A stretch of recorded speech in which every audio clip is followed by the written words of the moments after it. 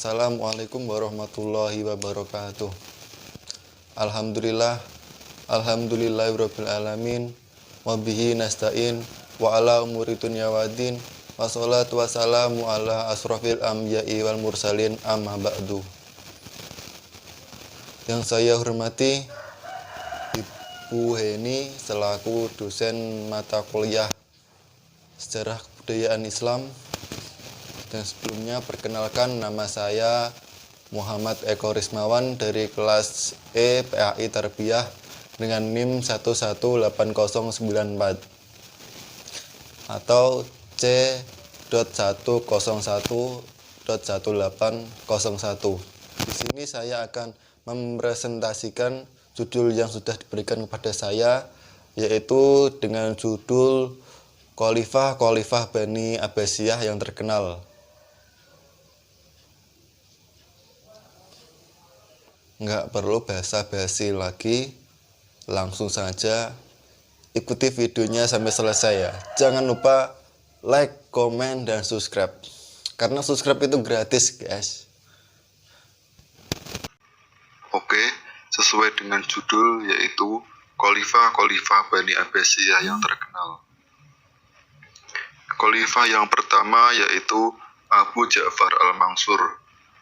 Abu Ja'far dilahirkan di kota Umayyah atau Hamimah, Yordania 101 Hijriah atau 712 Masehi. Ibunya bernama Salamah al-Barbariyah dan ayahnya bernama Muhammad bin Ali bin Abdullah bin Abbas bin Abdul Muthalib. Kebijakan Al-Mansur dalam masa pemerintahannya di antara usaha-usaha untuk menciptakan kemajuan dinasti Abbasiyah adalah sebagai berikut. Yang pertama yaitu pengembangan ilmu pengetahuan. Ada 3, yaitu A. Menyalin buku-buku ilmu pengetahuan. B. Menyusun buku-buku yang berkaitan dengan agama Islam. C. Mendatangkan kaum cendekiawan dari berbagai negara. Yang kedua, pengaturan dan penertiban pemerintah. Ada 3, yaitu menyusun dan menertibkan administrasi pemerintahan, menjalin kerjasama antar sektor aparat negara, memberikan tugas dan tanggung jawab kepada semua aparat. Peningkatan ekonomi dengan mendirikan dan membangun kota baru yang semula yaitu Madinah As-Salam, kota perdamaian, menjadi Baghdad yang berarti nama Persia yang berarti pemberian Allah. Dalam bidang politik, dalam upaya pembinaan politik luar negeri, Khalifah Abu Ja'far mengadakan serangan dan penaklukan kota-kota yang dikuasai oleh Raja Bizantium Kaisar Konstantin V. Sistem pemerintahan pada masa Al-Mansur yaitu perkembangan pengaruh Persia secara jelas. Dia mengangkat seorang wazir yang bertugas sebagai seorang koordinator antar departemen yang ada. Melakukan pembangunan di kota Baghdad. Ada 4. Yang pertama yaitu ada 4. Yang pertama yaitu tahun 157 Hijriah, Abu Ja'far al-Mansur membangun istana yang diberi nama Al-Qulud. Yang kedua, Al-Mansur memindahkan pasar yang berdekatan dengan Dar al-Imarah ke Bab al-Kara. Yang ketiga, Al-Mansur mengeluarkan instruksi untuk melakukan pelebaran jalan-jalan, menginstruksikan pembangunan jembatan di Bab Asyair. Yang ketiga, Al-Mansur mendemonstrasikan pasukannya dengan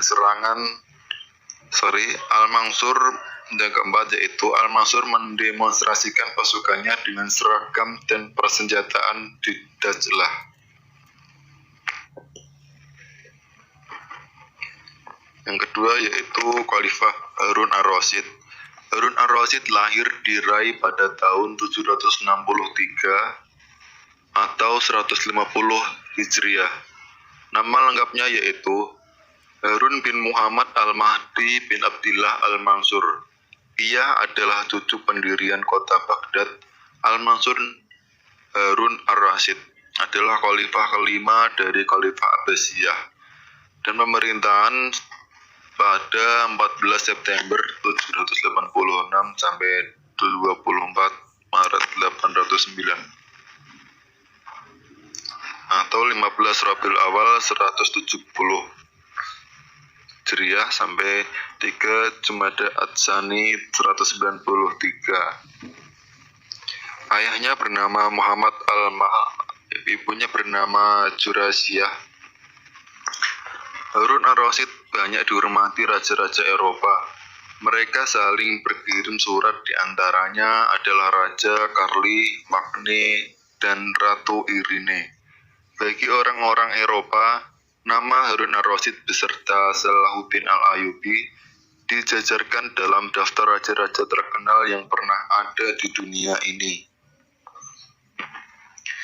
Kebijakannya yaitu mewujudkan keamanan, kedamaian serta kesejahteraan rakyat, membangun kota Baghdad dengan bangunan-bangunan megah, membangun tempat-tempat peribadatan, membangun sarana pendidikan, kesehatan, dan perdagangan, mendirikan Baitul Hikmah sebagai lembaga penerjemah yang berfungsi sebagai perguruan tinggi perpustakaan dan penelitian. Yang khalifah ketiga, Al-Ma'mun Abdullah bin ar-Rasyid bin al-Mahdi. Biografinya yaitu ayahnya Khalifah Harun ar-Rasyid, ibu Marajil, lahir pada 15 Rabiul Awal 170 Hijriah atau 14 September 786 Masehi. Meninggal pada tahun 16 Rajab 208 Hijriah atau 9 Agustus 833 Masehi.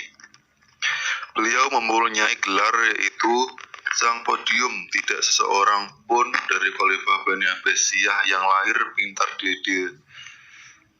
Seorang podium, tidak seorang pun dari Khalifah Bani Abbasiyah yang lahir pintar darinya. Dia adalah seorang pembicara yang fasih dan singa podium yang lantang. Al-Ma'mun negeri, gelar dari para ahli karena kecerdasan dan keuletannya pertikaian dengan Al-Amin. Harun ar-Rasyid, ayah dari Al-Ma'mun dan Al-Amin, memerintahkan Al-Amin untuk menggantikannya dan Al-Ma'mun menjadi gubernur Khorasan dari sebagai khalifah setelah Al-Amin. Setelah Harun ar-Rasyid meninggal, hubungan antara dua saudara tersebut memburuk. Pelanggaran terhadap wasiat ar-Rasyid yang mengakibatkan terjadinya perang saudara. Kebijakan-kebijakannya diantaranya mengatasi gerakan pemberontakan, penertiban administrasi negara. Terjadi sedikit sekali penyimpangan yang dilakukan oleh para pejabat dan petinggi negara karena didukung oleh kepandaiannya dalam menjalankan tata tertib administrasi. Penataan ulang sistem pemerintahan. Yang pertama yaitu menetapkan adanya jabatan kepala rumah tangga istana. Yang kedua, jabatan pemerintahan harus dipegang oleh orang yang mempunyai keahlian sesuai bidangnya.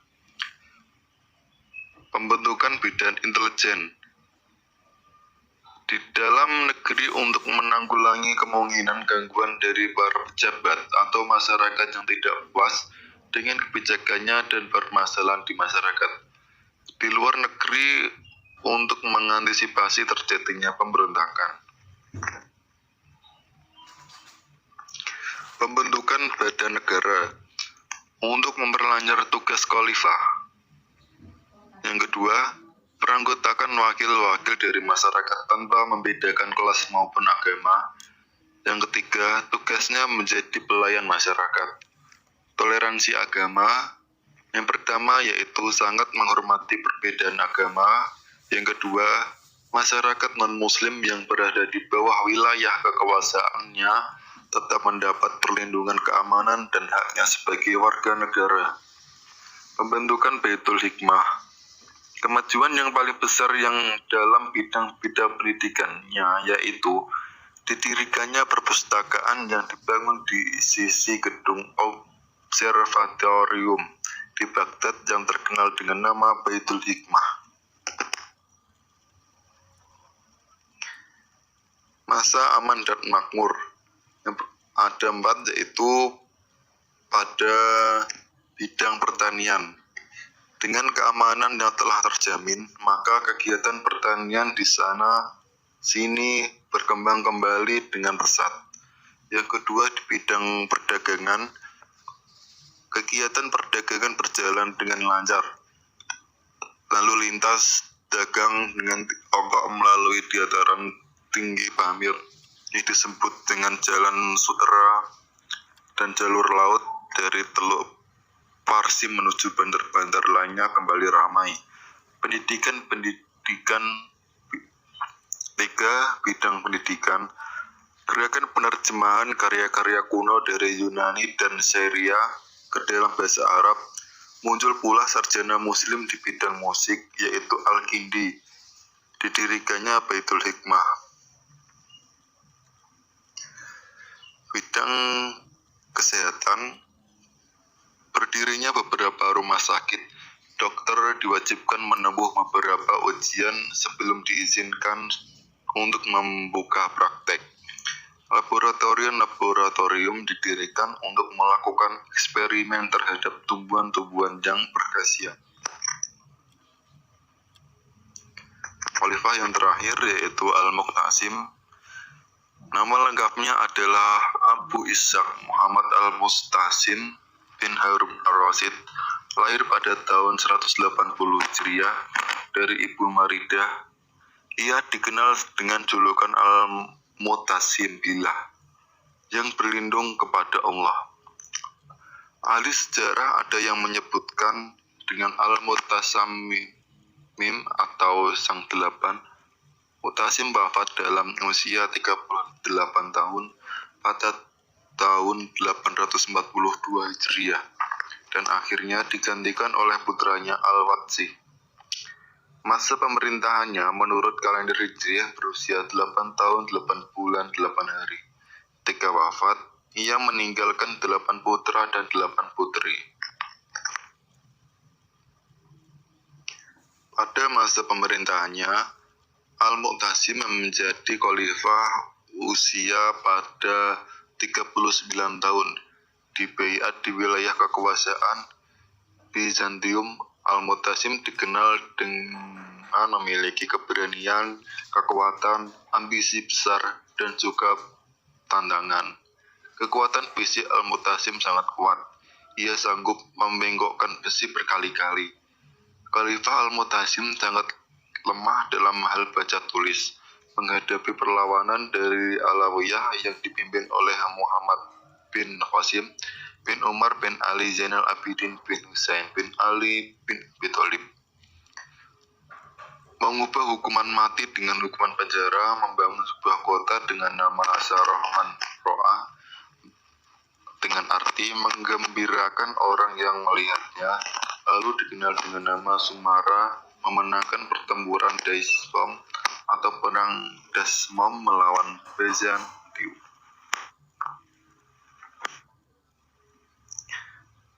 Kebijakan moneter.